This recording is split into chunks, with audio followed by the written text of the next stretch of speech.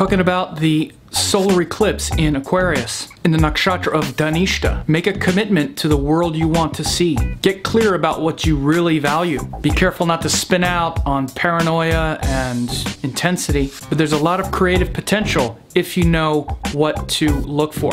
So check this out.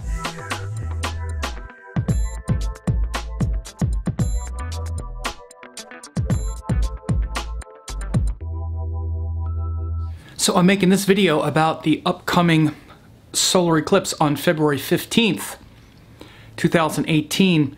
It's going to happen with the Sun in Aquarius. And K2 will be in Capricorn, so the nodes are in the Capricorn-Cancer axis. We just had the full moon lunar eclipse in Cancer. Now, 2 weeks later, we're having the solar eclipse in Aquarius. In the 8th house from where the lunar eclipse was. So this will take place in the Nakshatra of Dhanishta, and this has the symbolism of Lord Shiva and Lord Shiva's drum, the Damaru, or the drum of creation. The name Dhanishta, it actually used to be Shravishta back in the Rig Veda. You have Shravana and then Dhanishta, or Shravana and Shravishta as it was called. And this nakshatra is ruled by what are called the 8 Vasus, which are related to the 8 building blocks of life.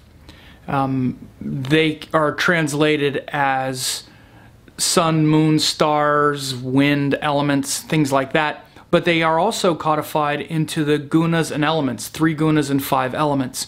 So it's very much an eclipse which has to do with manifestation, creation itself, and what that means, which can also mean wealth or things of even greater value because of this nakshatra. Now, this sign of Aquarius is ruled by Saturn, and it brings the quality of Saturn, which has to do with perseverance, longevity, determination, commitment to the future, and it brings it into the realm of ideas. And of course this implies things like culture and ideas that are worth committing to. So social structures. Saturn wants to build a structure. And how do you build a structure out of air or ideas, which is really what air is about? Well, these are social structures that bind people together. So this is why we could see some real innovations in like sciences and technology with this as this eclipse gets near. Notice there might be some innovations and breakthroughs in technology. One of the things that I've been talking about, and it also has to do with the whole wealth factor, I've done some recent predictions, you might say, on the Bitcoin, because their birth chart is pretty easy to see because we can clearly record, or it's been clearly recorded when the first blockchain was mined and the first Bitcoin was created, and it's actually with the lunar nodes in this axis but opposite. And so this kind of technology that will advance humanity could be very important right now, and we're actually seeing this emergent technology even in what's called the cryptocurrency market. This is like exactly what you might expect happening around this eclipse. This is why we're seeing a lot of movement around things like Bitcoin and cryptocurrency and international monetary structures. That includes like stock markets around the world going up and down a lot. And so we may see some real innovations, and we're seeing a lot of things getting shaken up right now since we entered into the sort of eclipse zone. So as you might see this in your own life, Aquarius has to do with, again, these larger social themes and things like your spiritual group, your neighborhood even, or even the culture at work, and the ideas that bind you with others, that bind you to a culture, maybe to the culture of a family, to the culture of a church, to the culture of the world, to the culture of your business, and creating a viable and sound culture, or changing the existing culture to something that is a good fit for your own values, is a big theme now. If you have a business or run a business, or obviously you work for a business, you may see some real maneuvering around these things now, where businesses, or notice how the people that you work with or the causes that you care about, you're really willing and interested and desirous of elevating them to what you envision all they could be. So, I have a business, even though it's this kind of a business, I have people that work with me that help with my courses and with programs and stuff, and so I'm noticing wanting to create a better culture for them to plug into is something that I'm always doing, but it's been a big preoccupation lately, and there are things happening around that, so that the ideas that they buy into is a good fit for the future they envision. So again, on a personal level, this comes down to something like service, for instance. One of the ways to really create that is you have to be of service to a higher vision. Like, for instance, I use the example of a business. If my whole point of a business is to make as much money as I can off of people, then that's not the same as creating a culture that they all can plug into and feel a part of. And one might say, though, however, that just making as much money as you can off of people, that's been thought of as a good business practice within limits. Of course, if you're exploiting people, it's not, but making something for this much money and then selling it for that much money as much as you can, right? That's a sort of business model. But it's also now, as we get more sophisticated, especially in a very connected world, we realize that it's actually a better business model to invest in the people that are interested in your work or in your product, and create a culture around it. Even something like advertising. Notice advertising. When you see, like, for instance, a car advertisement, like on TV, notice how most of it is lifestyle stuff. It's called demographics. They're marketing to a demographic to try to make you feel part of a culture, not talking about the horsepower of the engine or the features of the automobile, hardly at all. So even businesses realize that it's much more lifestyle, and that's all culture. That all has to do with this kind of idea on a business level. Of course, on a different level, like in the world that you're trying to create in your life, there are things that you wish to see in the world, and your capacity to serve those higher causes to create a world that you want to inhabit is up for grabs right now. And this eclipse in Aquarius, it's also joined Venus and Mercury, which is not uncommon, because Venus, Mercury, and the Sun are often in the same sign, very close together. Mercury especially is right on the Sun, and it's extremely combust. It's on the other side of the Sun, so it's moving very fast. So there's a lot of skill and a lot of innovation and a lot of new and exciting ideas that you could maybe bring to a cause or a culture or a business, either that you own or that you participate in, or let's say that a class that you're in, or whatever. Mercury moving very fast with a lot of ideas to speak and to share and to serve, because Mercury is also a lot about service. And so is Venus. So and obviously so is the sign of Aquarius, because again, once we find something that's bigger than ourselves to really focus on and to commit to, then we just want to serve that higher purpose. And that's what makes life really worth living, frankly. I'm blessed to be able to do astrology, like to know how to do it, but the reason I've actually been able to do it for a living is because of that thing I'm sharing now, is because I've just wanted to serve that and do as much as I can to serve the vision, to serve that higher purpose. This is why I started doing videos and doing free stuff first, just because I loved it and it was the world that I wanted to see. And so again, this is how karma works in this way, and it has a lot to do with Dhanishta and that Nakshatra and the value that you put forth. This is what karma is. This is a big Nakshatra of karma, and karma coming back. All of them are.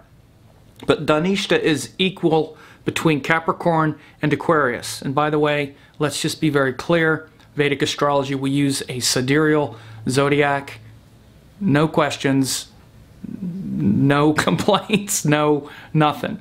And this Nakshatra for sure is 640 in Capricorn, 640 in Aquarius. And again, you can see this very clearly in all of these subtleties and these nuances. It's half in Capricorn, half in Aquarius. So it's where that inner reflection and that inner strength of Capricorn becomes the outer values that compel us to want to change the world. Because again, Dhanishta is a lot about values. The word Dhan is about value.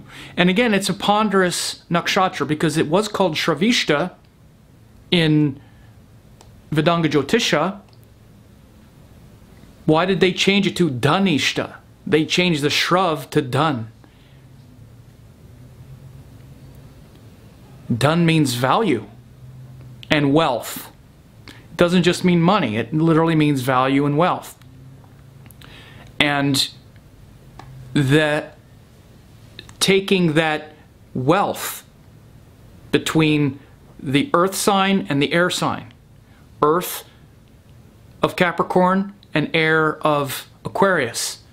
This is where wealth moves from earth, which is literally like, let's say, money, into air, which is ideas.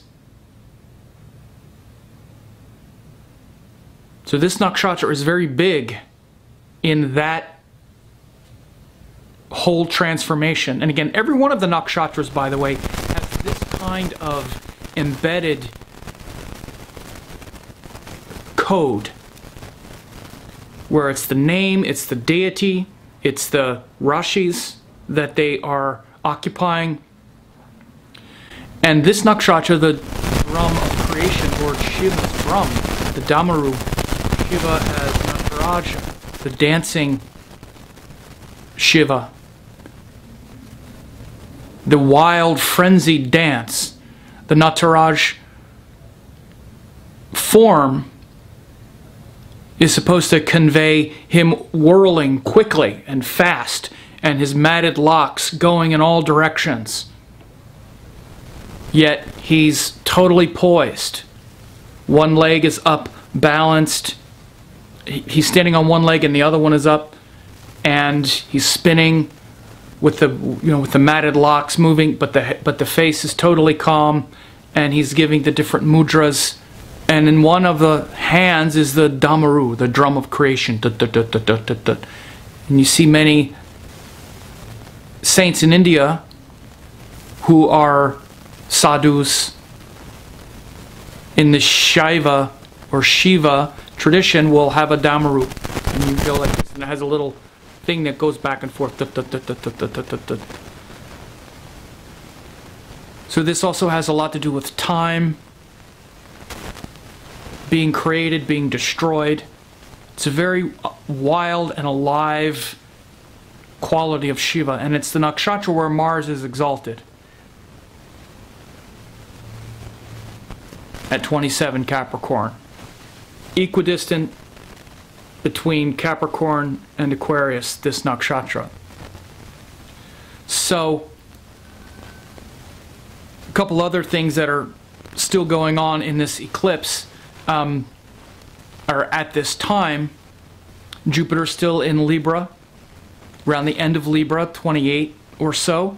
So we're still experiencing a lot of the social reckoning and social justice of, you know, a lot of the things that started around the Me Too and the liberation of women and the sexual improprieties and the unfairness and balancing those things.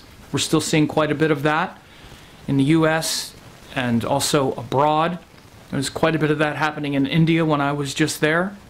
In the US, there's more of that. These sex scandals, they just sort of continue. And Mars is in Scorpio right now, which is also very important in this whole affair, because Mars aspects this Sun in Aquarius. It's a pretty wide aspect. It's about 16 degrees, but it's still the 4th house aspect of Mars.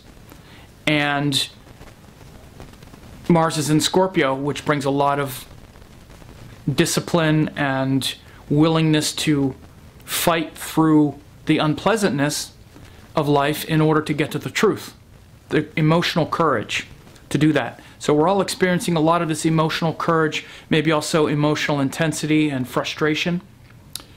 Saturn is also in Sagittarius still, and this brings this renewed and ongoing now since early November, this sort of commitment to what inspires us rather than what we fear. So this commitment to what inspires us has to do with the Sagittarian principle. Inspired to make change, inspired to create the world that we envision. And Saturn, Mars, and Jupiter are all casting a wide aspect on this eclipse. Now, Saturn is aspecting this eclipse even closer than Mars. Now, so again, this isn't just a new moon, it's an eclipse. So again, understand that eclipses are focal points. It's where energy gets concentrated. The sun, moon, and earth, their orbits line up in the same plane of three-dimensional space. This only happens for a few hours every year, about 1 day each year if you take the total aggregate of all the eclipses, solar and lunar eclipses. Most of those are taken up by lunar eclipses. Solar eclipses only happen for a few hours each year. So it's big, and it carries through for at least a few months. Some people say until the next eclipse. My feeling is that it carries through until the sun gets closer to the next node, and then as the sun starts getting closer to the next node, the effects of the next eclipse start to become more, start to foreshadow. So for about 3 months, I think you see the most important effects happening now, and for the next 2 weeks or so after this solar eclipse. And again, they're going to revolve a lot around social change. Now, we just started the Olympics are happening. So you can actually even see like the world coming together in that sort of Aquarian way. Even Winter Olympics, winter, ruled by Saturn. But again, we could see some real political changes and upheavals, and situations get really tense. and unpredictable here real soon. Again, in with U.S. politics, there's all kinds of volatile situations with the president and investigation and rumors of firings. And I already made a prediction around the lunar eclipse that it would affect the president's relationships and even just his dealings with women, which it definitely has. When I made that shortly afterward, all this stuff, not just with his wife Ivanka and not going to a trip, but also her reaction to the State of the Union address, and then that stripper or whoever she was, adult film star, whoever she was, does an interview, and there's more stuff about women. Now there was another recent, 2 other scandals in the White House of members of the White House abusing women, and the president coming out like it's no big deal. I'm not going to get into all of that, but what I said at the time before the lunar eclipse was that it was going to affect him that way, where it's going to show his weaknesses with women, or the women issue, because it's not a good issue for him. He's got like 18 people that have accused him of sexual misconduct. And if he was anyone else, the allegations of, and they're very credible, of paying $130,000 for Stormy, whatever, would be a gigantic scandal. If this would have happened in Obama, I mean, even those of you who are Trump supporters or who think I'm just this liberal biased person, which I'm not, as much as you might think, have to admit, if there would have been any kind of sex scandal in the Obama years, or that Obama paid off a stripper who went on TV 7 or 8 years ago talking about it, and now it's just, oh, nobody's talking about that anymore, because a week later something 10 times more outrageous happens. I'm just saying this because there's the obvious potential for all kinds of crazy turmoil with this president.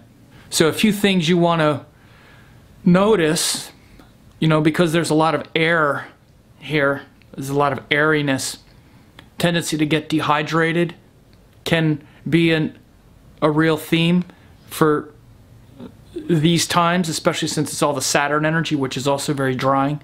So drinking a lot of water, right? It's always a good practice. So it's like, oh, what a great remedy. But especially when you have a lot of these drying factors. Saturn is drying. And, also because Mars is really active and really prominent in Scorpio, there could be quite a bit of emotional battles with others, and even sort of paranoia and, anxiety.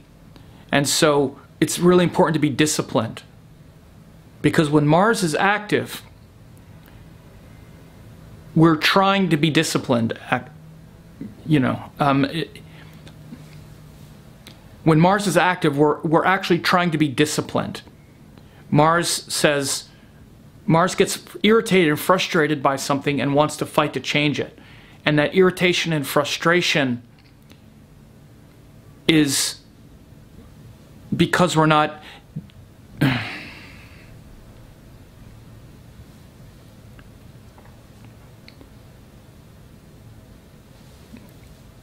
so when Mars is really active, we can feel frustrated about external things that we want to change. That doesn't mean we shouldn't change them, but if we're frustrated and irritated about it, then even trying to change it, we're going to create more frustration and aggravation with the person or the situation. So again, when we get really disciplined and we take that frustration and internalize it, it doesn't mean we get frustrated with ourselves. It means that anytime you focus inward, you're going to reach a point of silence. All internal processes reach the same place, which is silence and stillness and peace. And that includes Mars energy. In fact, Mars's energy is really the one that takes you there, because it's that fire of discipline. Mars is the one that says, I want to be strong, and I'm willing to sit here and be uncomfortable. Sometimes we do it after we make all kinds of mistakes, and then we start it with a lot of pain and we're trying to correct a lot of blow-ups or painful mistakes we've made. But we can avoid all of that by just noticing the tendency and then slowing down and breathing and relaxing. And then that same intensity, when it turns inward, it leads to silence and strength and clarity and light rather than fire, warmth rather than burning. So it's the same energy transformed and connected to the heart. So remember that as well. This eclipse also happens right before Mahashivaratri, the great night of Lord Shiva, which will be on the night before, the 14th. And it's the night to celebrate Lord Shiva. And it happens every month. The 14th lunar day of the waning moon is always Shivaratri, the night of Shiva, that's what it means. But the 14th lunar day before the new moon, usually it's in February, is Mahashivaratri, or the great night of Lord Shiva.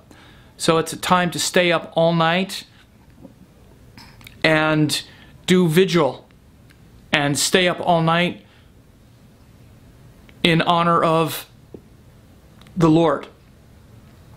And when you do that, when you persevere through sleep, you are doing what's called tapas, which is giving up a comfort, sacrificing some of your comfort in order to get closer to that inner self. And it creates this sort of pressure when you go against sleep or food or something else. You need to work hard to stay alert and focused. And this is a great Mahashivaratri for those things because of the Mars in Scorpio especially.